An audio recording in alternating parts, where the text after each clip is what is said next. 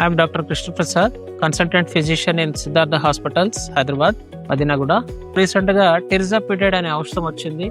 ఈ ఔషధము GLP-1 against, GIP against పనిచేస్తూ బరువుని నియంత్రణ చేస్తూ కార్డియాక్ మరియు రీనల్ ప్రొటెక్టివ్ డ్రగ్ గా చెప్పబడుతుంది. సో ఈ మధుమేహం కరెక్ట్ గా నియంత్రణలో లేకపోతే మనకి చాలా దుష్పరిణామాలు వస్తాయి. ఈ దుష్పరిణామాలు ఏమైతే ఉంటాయో అవి కిడ్నీ పైన, తర్వాత గుండె పైన, నెక్స్ట్ నరాల పైన డయాబెటిక్ న్యూరోపతి, కిడ్నీ పైన డయాబెటిక్ నెఫ్రోపతి, కంటి పైన డయాబెటిక్ రెటినోపతి. సో ఇవన్నీ ప్రాబ్లమ్స్ వస్తాయి. సో అందుకనే ఈ డయాబెటీస్ ని నియంత్రించుకోవాలనంటే సరైన ఔషధాలతో పాటు సరైన సక్రమమైన జీవన శైలి విధానం, ఆహారపు అలవాట్లు, బరువు నియంత్రించుకోవడం ఇవన్నీ చేయాలి. ఇవన్నీ చేసుకుంటూ ఉంటే షుగర్ ని కంట్రోల్లో ఉంచుకోవచ్చు అనమాట.